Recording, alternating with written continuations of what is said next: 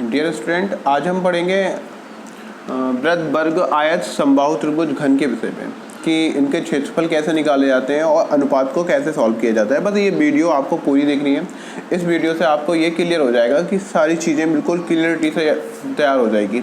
और अनुपात तो आप ऐसे निकाल सकते हो कि क्वेश्चन को देखते ही आंसर बता सकते हो। और रही क्षेत्रफल की बात, तो क्षेत्रफल में भी टाइम ज़्यादा नहीं लगेगा, मुश्किल से 30 सेकेंड समथिंग। और सिर्फ एक ही फार्मूले से जितने भी आप क्षेत्रफल इनकी निकालना चाहो वो निकाल सकते हो आराम से। उसमें क्या होता है, देखो एक फार्मूला है जो कि आपने पढ़ा भी होगा, x plus by plus x by upon 100। ये होता है। ये होता क्या है कि इसमें एक प्रतिशत का चैप्टर है जिसमें क्षेत्रफल का कनेक्शन होता है। तो इसमें क्या होता है कि ये एक ट्रिक कह सकते हैं कि एक ट्रिक है। और इस ट्रिक में क्या है, अगर आयत की बात करें तो आयत में तो आप आसानी से लगा सकते हैं। जैसे कि क्या होता है कि यदि किसी आयत की लंबाई में 10% की वृद्धि कर दी जाए और चौड़ाई में 5% की कमी कर दी जाए, कमी में आप माइनस का साइन यूज करेंगे और वृद्धि में आप प्लस का साइन यूज करेंगे, तो इस टाइप से आप कर सकते हो उसे,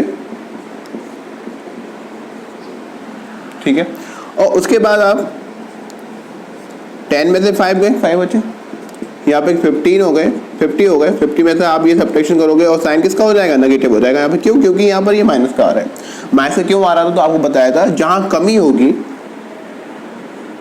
वहां पर आप माइनस का साइन यूज करेंगे, जहां पर वृद्धि होगी वहां पर आप प्लस के साइन का यूज करेंगे। यानी कि लंबाई में वृद्धि हो रही है तो आप प्लस के साइन का यूज करें, कमी हो रही है तो आप माइनस के साइन का यूज करें। तो यहाँ पर अगर हम देखते हैं तो 2 जीरो पॉइंट लगा के यहाँ पॉइंट आ जाएगा, अर्थात 0.5।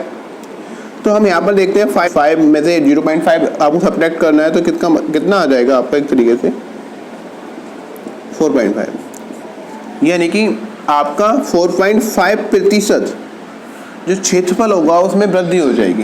कहने का मतलब क्या, यदि किसी आयतन में 10% की आप वृद्धि करते हैं लंबाई में और 5% की चौड़ाई में कमी करते हैं तो उसके आयतन पे क्या प्रभाव पड़ेगा, इस टाइप से क्वेश्चन पूछेगा आपसे। तो उसमें 4.5% की क्या हो जाएगी, वृद्धि हो जाएगी उसके क्षेत्रफल में, ठीक है, आयत के। यदि किसी आयत के लंबाई में 10% की वृद्धि हो रही हो, चौड़ाई में 5% की कमी हो रही हो, तब उसके क्षेत्रफल में क्या प्रभाव पड़ेगा, यानी कितना प्रतिशत बढ़ जाएगा।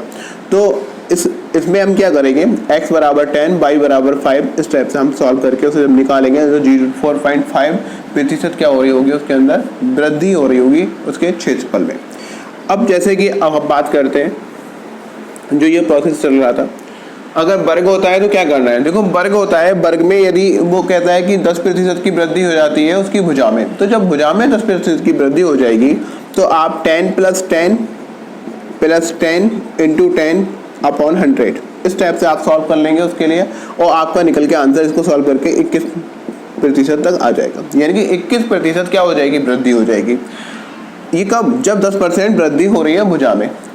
अब चाहे वो भुजा में वर्ग हो रही हो, ये कह सकते हैं भुजा में वृद्धि हो रही हो, त्रिज्या में वृद्धि हो रही हो, परिधि में वृद्धि हो रही हो, व्यास में वृद्धि हो रही हो, या परिमाप में वृद्धि हो रही हो, या घन की कोर में वृद्धि हो रही है, इनमें से किसी में भी अगर 10% की वृद्धि हो रही है, इसमें तो सिंगल दे रखा होगा आपको ओनली, उसमें कहेगा कि भुजा में, उसमें कहेगा भुजा में वृद्धि हो रही है, परिमाप में वृद्धि हो रही है, त्रिज्या में वृद्धि हो रही है, व्यास में वृद्धि हो रही है। इनमें से अगर सिंगल में से कोई सा भी एक कह सकता है कि इसमें से अगर वृद्धि हो रही है तो उससे आप क्षेत्रफल में कितने प्रतिशत की वृद्धि हो जाएगी, तो आप इस तरीके से निकाल सकते हैं।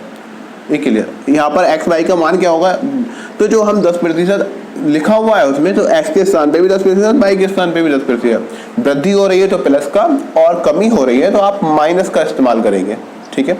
इसके मैं कुछ क्वेश्चन दूंगा आपको लास्ट में, आप शॉर्ट स्क्रीन ले सकते हैं उस पेज का, और या फिर आप शॉर्ट स्क्रीन जो नोट कर सकते हैं, लास्ट में रोक कर वीडियो को नोट भी कर सकते हैं। उसमें आपको इसके काफ़ी क्वेश्चन दिए होंगे और उसको आराम से आप सॉल्व भी कर सकते हो। लास्ट में क्वेश्चन प्रैक्टिस होगा आपके लिए। तो ये चीज़ समझ में आया आपको। अब जैसे कि आयत की बात हो रही थी, तो आयत में क्या होता है कि आयत में लंबाई में वृद्धि हो रही हो और चौड़ाई में वृद्धि हो रही हो, तो लंबाई ये हो जाएगी और चौड़ाई ये हो जाएगी भाई, ठीक है। और यदि कमी हो रही हो, लंबाई में वृद्धि हो रही है तो प्लस का चिन्ह, लंबाई और चौड़ाई में कमी हो रही हो तो माइनस का चिन्ह, यानी कि कमी में माइनस और वृद्धि में प्लस का इस्तेमाल करोगे। एक को लंबाई एक को चौड़ाई लगाकर इसमें आप ये लगा सकते हो कि क्षेत्रफल में कितने प्रतिशत वृद्धि हो रही है और कितने प्रतिशत कमी हो रही है। अब वो किसमें, वर्ग में भी, वृत्त में भी, आयत में भी, समबाहु त्रिभुज में भी, घन में भी, इन सब में मैंने बताया। इसकी क्वेश्चन में आपको आप इस पर देख सकते हैं, ये रही क्वेश्चन आपके लिए, देखें आप।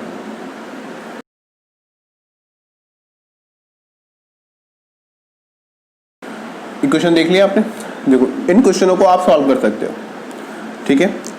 इसके आंसर आपको लास्ट में मिलेंगे, जब एंड में आंसर दिए होंगे, वीडियो के एंड में इसमें आंसर दे रखे होंगे, तो आप इस तरीके से कर सकते हैं।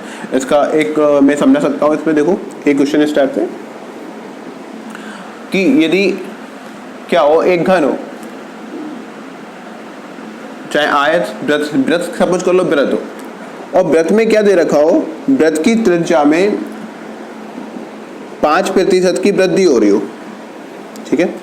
त्रिज्या में क्या हो रही हो, 5% की वृद्धि। तो आप क्या करेंगे, 5 + 5 + 5 × 5 अपॉन 100, ये 5 5 10 हो गए, और इससे काटेंगे तो 20 हो जाएगा, और इससे काटेंगे तो 4 हो जाएगा, ठीक है। प्लस का 1/4 आ जाएगा, ठीक है। 1/4 से अगर ऐसे मल्टीप्लाई कर दो तो ये हो जाएगा 40 + 1/4 बराबर 41/4। इसको डिवाइड भी कर सकते हो चाहो तो ये 10.25 आ जाएगा। इतने प्रतिशत क्या हो रहा है इसके अंदर, एक तरीके से वृद्धि हो रही है। और इसको ऐसे भी लिख सकते हैं कि 1/4%, यानी इतने प्रतिशत क्या हो रहा है, वृद्धि हो रही है, इसको ऐसे भी लिख सकते हैं। तो आप जो आपको सूटेबल लगे उसके तरीके से कर सकते हो आप। अब एक चीज़ ये होती है, अब मैं माइनस वाला भी ले लेता हूँ एक, उसके बाद हम अनुपात पढ़ेंगे क्या होता है अनुपात में। अब जैसे कि अब उसमें क्वेश्चन दे रखा है आपको, वर्ग के भुजा में 5% की कमी कर दी जाए तो उसके क्षेत्रफल पर क्या प्रभाव पड़ेगा। तो आप क्या करेंगे, कमी है ना इसलिए माइनस चिन्ह, कमी पे क्या लिखाओगे, माइनस का चिन्ह लिखोगे। दोनों में कमी है तो दोनों, अब जैसे इसमें तो सिर्फ भुजा दे रखी है तो भुजा x/y दोनों के स्थान पर लगेगा, तो कितना आ जाएगा, यहाँ पर माइनस का 10 हो जाएगा ये, और ये माइनस माइनस प्लस तो है 25/100, ठीक है। इसको हम 2 0 काट सकते हो, चाहो तो 0.5 आ जाएगा इतना। अब ये 10 हो गया और यहाँ पर कितना हो गया 0.25। इसको यदि सॉल्व करें तो माइनस का 9.75 प्रतिशत क्या हो जाएगा, एक तरीके से इसमें क्या हो रहा है, इतने प्रतिशत कमी हो रही है क्योंकि माइनस का आ रहा है। इसको ऐसे भी लिख सकते हैं यदि आप दूसरे तरीके से लिखना चाहें तो यहाँ पर माइनस का 10 आ जाता, और यहाँ पर कितना आता, ये 25/100 दे रखा है, इसको आप 4 आ जाएगा, 4 की मल्टीप्लाई इधर करेंगे तो माइनस का 40 प्लस का 1/4। इसको यदि और देखें हम तो कितना आ रहा है, ये माइनस का 39/4। तो माइनस का 39/4 इसको सॉल्व कर सकते हैं। और आगे तो इसको और आगे क्या सॉल्व करेंगे तो देखो ये 36 कितनी बार जाता है, 9 बार जाता है, और कितना बचेगा हमारा 3 × 4, यानी इतने प्रतिशत। तो माइनस का साइन होने पर क्या पता चल रहा है हमें, माइनस का साइन होने पर ये पता चल रहा है जो वर्ग दे रखा है उसमें 9 से 3/4 प्रतिशत कमी हो रही है क्षेत्रफल में। इतने प्रतिशत क्या हो रहा है, क्षेत्रफल में कमी हो रही है, ठीक है। ये चीज क्लियर समझ में आया। अब हम बात करेंगे इसके बाद अनुपात के विषय में।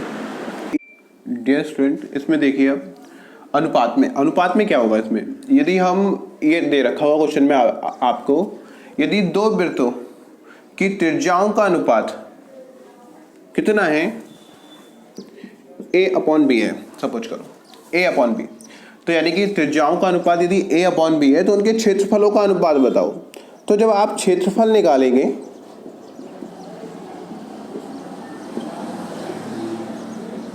ठीक है, यानी कि जब आपको दे रखा होगा कि त्रिज्याओं का अनुपात A/B है दो वृत्तों के, तो आप क्षेत्रफलों का अनुपात बताइए। तो क्षेत्रफलों का अनुपात आप क्या करेंगे, A²/B² करेंगे आप, ठीक है। किसके, वृत्त, वर्ग, समबाहु त्रिभुज, कुछ भी दे रखा हो इनमें से, तो आप निकाल सकते हैं। अगर आपसे ये कहे कि दो वर्गों की भुजाओं का अनुपात 5:6 है तो उनके क्षेत्रफलों का अनुपात क्या होगा, तो आप क्या करेंगे, यहाँ पर 5 का वर्ग कर देंगे, यहाँ पर 6 का वर्ग कर देंगे। 5 का वर्ग और 6 का वर्ग तो कितना आ जाएगा, 25:36। देखते ही क्वेश्चन तो आपको 5/6 लिखा होगा, तो हम वर्ग स्क्वायर करोगे तो 25/36 लिख दोगे, ऑप्शन में देखोगे और वही आंसर हो जाएगा उसका। तो आपको कुछ नहीं करना होता है, सिर्फ इतना देखते ही आंसर लगाना है, इसमें सॉल्व नहीं करना है, बस थोड़ा ध्यान से देखना है। जैसे मैं एक बार फिर रिपीट कर रहा हूँ क्या प्रोसेस होगा इसके अंदर। अगर हम बात करते हैं एक घन में, पहले तो वृत्त और वृत्त की बात, इन सब की बात करते हैं। तो अगर ये सब इसमें से कोई भी चीज़ दे आपको, भुजा दे, भुजा इसमें होती है, त्रिज्या दे, त्रिज्या वृत्त में होती है, परिधि दे, परिधि वृत्त में होती है, व्यास दे, व्यास वृत्त में होता है, परिमाप इसमें होता है, घन की कोर इसमें होती है, ठीक है। भुजा बात करें फिर समबाहु त्रिभुज में होती है, परिमाप की बात करें वो भी समबाहु त्रिभुज के अंदर होता है। तो यानी कि इनमें से कोई भी चीज कहे आपसे, ठीक है, इनमें से कोई भी चीज पूछ कहे कि दो दिया होगा कि दो त्रिभुजों का, दो त्रिभुजों समबाहु त्रिभुजों का अनुपात a अनुपात b है, उनकी भुजाओं का अनुपात, या कहे दो वृत्तों की त्रिज्याओं का अनुपात a अनुपात b है, या परिधि का अनुपात a अनुपात b है, या दो वृत्तों के व्यास का अनुपात a अनुपात b है, या घनों की कोरों का अनुपात a अनुपात b है, तो और तब उसका क्षेत्रफल बताइए, तो क्षेत्रफल का अनुपात बताइए, तो क्षेत्रफल का अनुपात कितना हो जाएगा, a²/b²। ठीक है, क्लियर। दूसरा पॉइंट, अगर आपसे कहता है आयतन, आयतन किस में होगा, सिर्फ इसके अंदर होगा, इन तीनों में, तीनों में आयतन नहीं होगा, घर में आयतन होगा। तो वो कहता है यदि घन की भुजाएं a अनुपात b हैं तो उनके आयतनों में अनुपात कितना होगा। तो आयतनों में अनुपात आप डायरेक्ट ऐसे कर सकते हैं। देखो इस टाइप के क्वेश्चन हर साल कहीं ना किसी एंट्रेंस में आते ही रहते हैं। तो आपको क्या करना होगा, जैसे पिछली बार भी आया था कि दो घनों के आयतनों का अनुपात 8 आया था क्वेश्चन, और हमें यह बताना था कि उस घन के क्षेत्रफल कितना है। क्या बताना था, जो घन है उसके क्षेत्रफलों का अनुपात कितना है। तो हम क्या करेंगे, 27 का मतलब कितना हो गया, 3 की पावर 3 और यहाँ पे 2 की पावर 3, और क्षेत्रफल क्या होता है हमारा a²b²। और जब क्षेत्रफल हमारा a²b² होता है तो उसमें हम क्या करते हैं, उसमें यहाँ पर क्या करेंगे, 3 का स्क्वायर इंटू 2 का स्क्वायर, तो ये हमारा कितना आएगा, 9/4 आ जाएगा। क्लियर। जब यहाँ पे 9/4 आ जाएगा, अब ये तो क्लियर हुआ। फिर एक बार रिपीट कर रहा हूँ कि जो आयतन हमें दिया था, आयतनों का अनुपात, वो कितना अनुपात दे रखा था, 27/8, 27/8, 27/8। तो 27/8 दे रखा, 27/8। तो इसका हमने 27 को 27 को इस तरीके से लिख लिया और 8 को इस प्रकार से लिख लिया, 2 की पावर 3 करके। हमने उसको क्या किया, उसको हमने ये किया कि क्षेत्रफल हमसे पूछ रहा था, तो हम जब क्षेत्रफल पूछ रहा था तो हमें पता है कि a²/b² होता है, तो हमने 3 का स्क्वायर कर दिया, उसका 2 का स्क्वायर, तो 3 का स्क्वायर 9 होता है, 2 का स्क्वायर 4, हमने वो हमारा आंसर हो जाएगा। अगर वो भुजा पूछता, क्या पूछता, हमसे भुजा पूछता कि हमसे ये बताओ कि इसकी भुजा कितनी है, किसकी, जो हमारा घन दे रखा है उसके आयतनों का अनुपात 27/8 है, तो उसकी भुजाओं का अनुपात कितना है। तो भुजाओं के अनुपात की बात करें तो भुजाओं का अनुपात कितना हो जाएगा, a/b होता है फार्मूला इसका, और जब a/b होता है तो a/b के हिसाब से कितना आ जाएगा, अगर हम चेक करें तो 3/2 आ जाएगा, राइट। तो कितना हो जाएगा, 3/2। क्लियर हो गया ना, ठीक। अब फिर से एक बार ये चीज़ क्लियर है, फिर से एक बार ठीक कर क्लियर कर रहा हूँ मैं आपको एक बार चीज़ें फास्टली। देखो अगर क्षेत्रफल से कनेक्शन ये होता है, आयतन का कनेक्शन ये होता है, और भुजाओं की बात करें, भुजा a/b। अब जो मैंने भुजा वाली बात कही है ना, ये पूरी लाइन है वो, ठीक है। अब पूरी लाइन मतलब क्या है कि ये भुजा ये हो चाहे त्रिज्या, अब आयतन तो सिर्फ आपका इसी में काम करेगा घन में, और सब में क्षेत्रफल और भुजा से रिलेटिव क्वेश्चन होंगे, सभी भुजा से और किससे रिलेटिव होंगे, हमारे क्षेत्रफल से रिलेटिव सारे क्वेश्चन होंगे। जैसे कि अगर आपसे पूछे कि त्रिज्याओं के विषय में, चाहे आपसे परिधि, वो क्वेश्चन ये कह सकता है कि यदि, अब एक और अच्छा क्वेश्चन देखो इसमें क्या होता है, यदि दो वृत्त दे रखे हैं, दो वृत्तों की त्रिज्याओं का अनुपात a/b है, क्वेश्चन चाहे नोट भी कर सकते हो आप, नोट कर सकते हो कि वृत्तों की त्रिज्याओं का अनुपात a अनुपात b है, तब दो वृत्तों की परिधि का अनुपात क्या होगा। यानी दो वृत्तों की त्रिज्याओं का अनुपात a अनुपात b है, तब उन वृत्तों की परिधि का अनुपात क्या होगा। तो परिधि का क्या अनुपात होगा, वही अनुपात होगा जो त्रिज्या का अनुपात दिया है। अगर क्वेश्चन ये पूछ ले कि यदि दो वृत्तों की त्रिज्याओं का अनुपात a अनुपात b है तो व्यास का अनुपात कितना होगा, तो व्यास का अनुपात भी a अनुपात b होगा। यदि वो ये पूछ ले कि समबाहु त्रिभुज में कि दो समबाहु त्रिभुज में परिमाप का अनुपात a अनुपात b है तो उनकी भुजाओं का अनुपात क्या होगा, तो उनकी भुजाओं का अनुपात भी a अनुपात b होगा।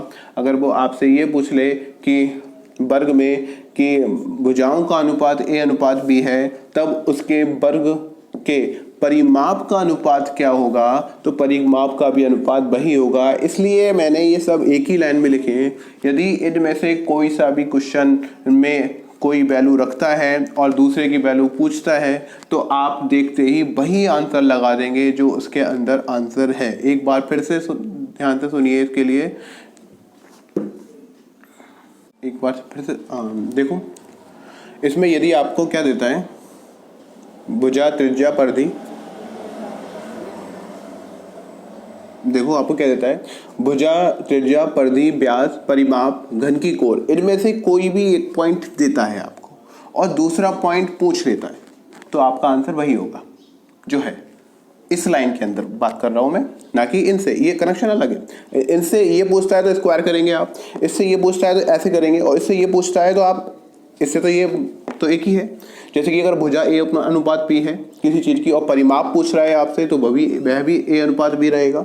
जैसे ये कहते हैं दो वर्गों का अनुपात 5:6 है तो आप उनके परिमापों का अनुपात बताइए तो वो भी 5:6 रहेगा। ये चीज़ समझ में आई आपको। यदि आपको कहीं पर नहीं समझ में आई हो तो आप इसमें कमेंट कर सकते हैं कि सर मुझे ये प्रॉब्लम आ रही थी, समझ में नहीं आ रही है, तो आपको उस चीज़ के बारे में वीडियो दोबारा से दूसरी अपलोड कर दी जाएगी। इसकी 1-2 वीडियो और भी आगे अपलोड की जाएंगी। पहले आप इस चीज़ को क्लियर कर लीजिए और उसके बाद इनसे रिलेटिव की वर्ग पूरा डिटेल इसके क्या होता है, वृत्त क्या होता है, घन क्या होता है, और नेक्स्ट वीडियो में एंगल से संबंधित ज्योमेट्री के बारे में भी बताया जाएगा आपको। तो ये वाला कितना समझ में आया, कितना समझ में नहीं आया, तो इसमें कमेंट में आप लिख के दीजिए इसके लिए कि सर हमें इतना समझ में आ रहा है या इतना नहीं आ रहा है। जो जैसा भी आपको लगा हो रिस्पॉन्स, वैसा अपना रिस्पॉन्स दे दीजिए। ओके।